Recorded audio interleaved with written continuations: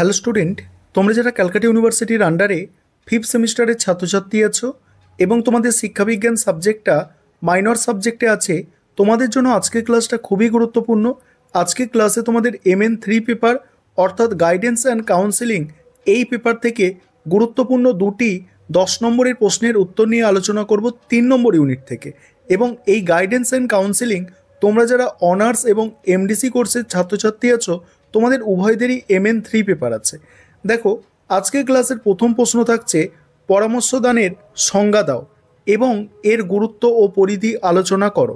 অ্যান্সারটা দেখবে, পরামর্শদান হলো একটি পেশাগত, মানবিক এবং সহায়ক প্রক্রিয়া যা দুজন ব্যক্তির মধ্যে সংগঠিত হয়। একজন প্রশিক্ষণপ্রাপ্ত পরামর্শদাতা এবং একজন পরামর্শ প্রার্থী এই প্রক্রিয়ায় পরামর্শদাতা একটি নিরাপদ, গোপনীয় এবং বিশ্বাসপূর্ণ পরিবেশ তৈরি করেন, যেখানে পরামর্শ প্রার্থী তার ব্যক্তিগত, সামাজিক, শিক্ষাগত ও বৃত্তিমূলক সমস্যাগুলি নিয়ে মুক্তভাবে আলোচনা করতে পারে। এর মূল লক্ষ্য হল পরামর্শ প্রার্থীকে তার সমস্যাগুলির গভীরে প্রবেশ করতে, নিজের সক্ষমতা ও দুর্বলতা বুঝতে এবং ফলপ্রসূভাবে সিদ্ধান্ত গ্রহণ করে স্বয়ংসম্পূর্ণ হতে সাহায্য করা।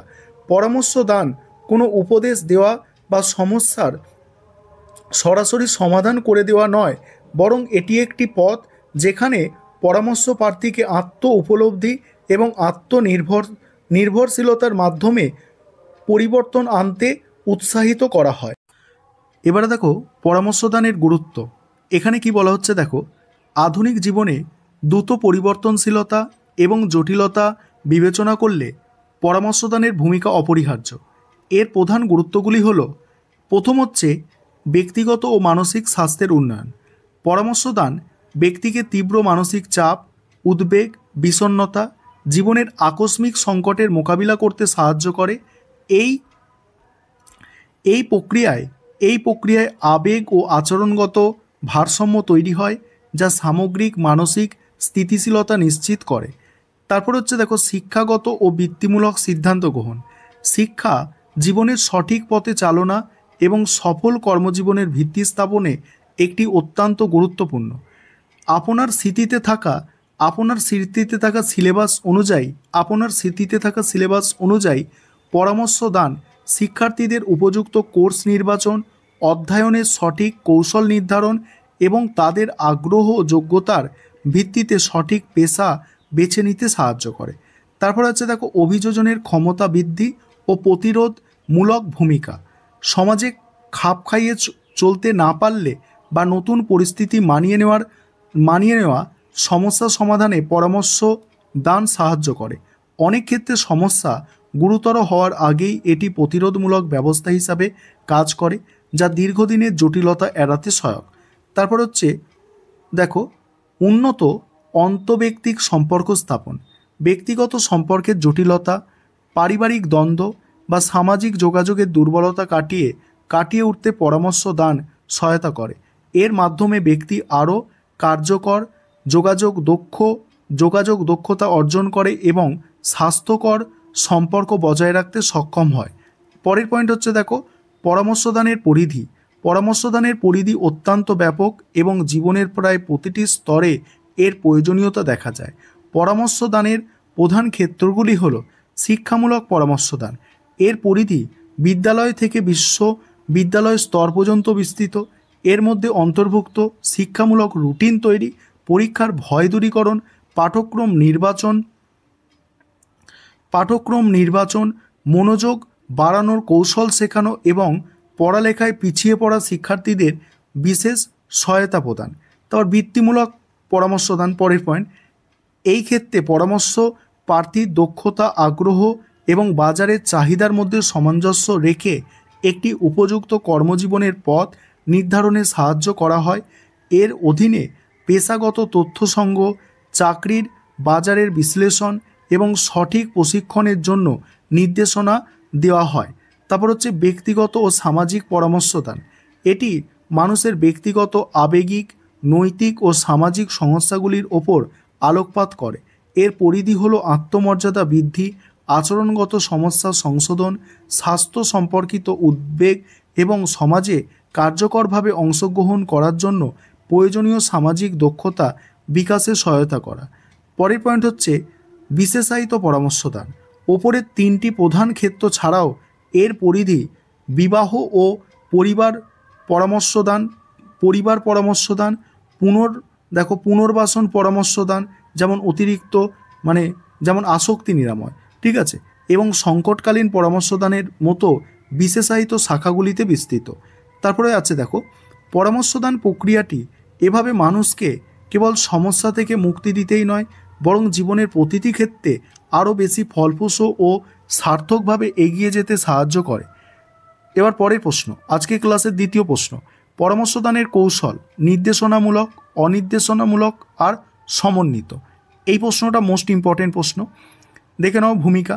পরামর্শদান একটি পেশাদার সহায়ক প্রক্রিয়া যা ব্যক্তির মানসিক, সামাজিক ও শিক্ষাগত সমস্যা সমাধানে সহায়তা করে।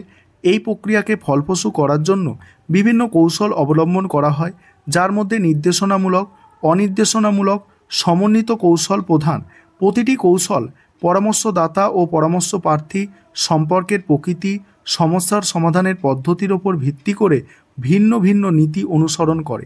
এই কৌশলগুলি প্রয়োগের মাধ্যমে পরামর্শদাতা পরামর্শ প্রার্থীর সার্বিক বিকাশে সহায়তা করে। তারপর আছে দেখো, নির্দেশনামূলক পরামর্শদান। নির্দেশনামূলক পরামর্শ দান কৌশলটি জন্মদাতা হলেন ইজি উইলিয়ামস। দেখো, ইজি উইলিয়ামসন। এই কৌশলটি মূলত পরামর্শদাতা কেন্দ্রিক। এই পদ্ধতিতে পরামর্শদাতা একটি সক্রিয় ও প্রধান ভূমিকা পালন করে।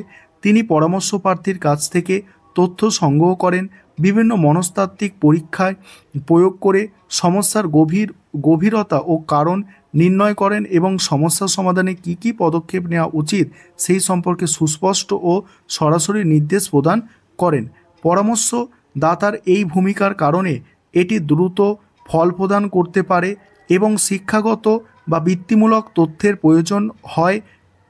প্রয়োজন হয় এমন সমস্যাগুলির জন্য বিশেষ উপযোগী। তবে এতে পরামর্শ প্রার্থীর নিজস্ব স্বাধীনতা ও সমস্যা সমাধানের ক্ষমতা বিকাশের সুযোগ কম থাকে। তারপরে আছে অনির্দেশনামূলক পরামর্শদান।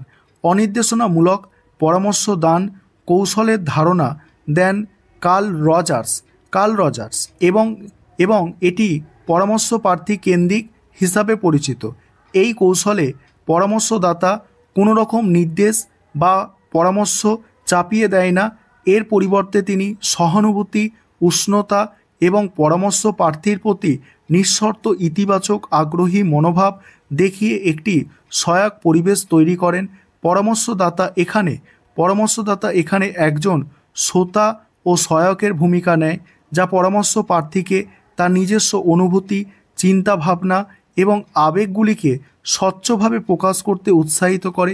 এই প্রক্রিয়ায় পরামর্শ প্রার্থী নিজেই আত্ম উপলব্ধির মাধ্যমে সমস্যার মূল কারণগুলি বুঝতে পারে এবং তার ব্যক্তিগত সমাধানের পথ খুঁজে বের করতে সক্ষম হয়। এটি ব্যক্তিগত এবং আবেগজনিত সমস্যা সমাধানের ক্ষেত্রে অত্যন্ত কার্যকরী। তারপরে আছে দেখো, সমন্বিত বা নির্বাচিত পরামর্শদান। সমন্বিত পরামর্শদান কৌশলটি FC থ্রন দ্বারা প্রচারিত, যা নির্দেশমূলক ও অনির্দেশমূলক এই উভয় কৌশলের গুণাবলীকে একত্রিত করে। এই কৌশলটি হলো নমনীয় এবং বাস্তবতার ভিত্তিতে সমস্যার সমাধানের জন্য উপযুক্ত কৌশল নির্বাচন করা। এখানে পরামর্শদাতা অন্ধভাবে কোনো একটি নির্দিষ্ট পদ্ধতি অনুসরণ না করে পরামর্শ প্রার্থীর ব্যক্তিগত প্রকৃতি, তার সমস্যার তীব্রতা এবং আলোচনার নির্দিষ্ট পর্যায় অনুসারে দুটি প্রধান কৌশলের মধ্যে থেকে অপ্রয়োজনীয় উপাদানগুলিতে বেছে নেয় এবং সেগুলির সমন্বয় ঘটায়। উদাহরণস্বরূপ, প্রাথমিক স্তরে আস্থা তৈরির জন্য অনির্দেশমূলক পদ্ধতি ব্যবহারের পর সুনির্দিষ্ট পদক্ষেপ গ্রহণের জন্য নির্দেশমূলক পদ্ধতির উপাদান ব্যবহার করা যেতে পারে। এই সমন্বিত পদ্ধতিতে বিভিন্ন ধরনের সমস্যা এবং পরিস্থিতির জন্য সবচেয়ে বেশি উপযোগী ও কার্যকর বলে বিবেচিত হয়। উপসংহার: পরামর্শদানের এই তিনটি কৌশল নিজস্ব বৈশিষ্ট্য নিয়ে গুরুত্বপূর্ণ। নির্দেশমূলক কৌশল দ্রুত ফলপ্রসূ হলেও পরামর্শ প্রার্থীর স্বায়ত্তশাসন কমায়।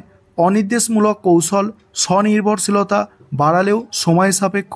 পক্ষান্তরে সমন্বিত কৌশলটি সমস্যা এবং ব্যক্তি প্রয়োজন অনুযায়ী অভিযোজিত হওয়ার সুযোগ দেওয়ায় এটি আধুনিক পরামর্শদান প্রক্রিয়ায় সবচেয়ে বেশি জনপ্রিয়তা লাভ করেছে। একজন দক্ষ পরামর্শদাতা এই কৌশলটি সঠিক প্রয়োগের মাধ্যমেই পরামর্শ প্রার্থীকে সফলভাবে তার জীবনের চ্যালেঞ্জ মোকাবিলা করতে এবং ব্যক্তিগত লক্ষ্যে পৌঁছাতে সাহায্য করেন। এই ছিল তোমাদের আজকে ইউনিট 3 থেকে